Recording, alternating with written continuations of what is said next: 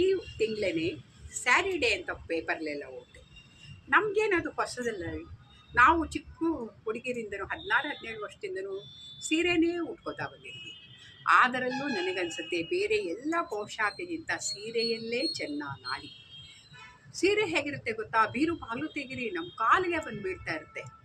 ಆದರೆ ನಾವೆಲ್ಲರೂ ಹೋಗಬೇಕು ಅಂತಂದಾಗ ಅಯ್ಯೋ ನಮ್ಮ ಹತ್ರ ಸೀರೆನೇ ಇಲ್ಲ ಉಟ್ಕೊಳ್ಳೋಕ್ಕೆ, ಯಾವ ಸೀರೆ ಉಡೋದು ಅನ್ನೋ ಕ್ವಶನ್ ಮಾರ್ಕ್ ಬರುತ್ತೆ. ಆದರೆ ಸೀರೆ ಹೊಸ ಸೀರೆ ತಂದಾಗ ಇಡೋಕ್ಕೆ ಜಾಗ ಇಲ್ಲ. ಇದೊಂಥರ ವೈಪರೀತ್ಯ.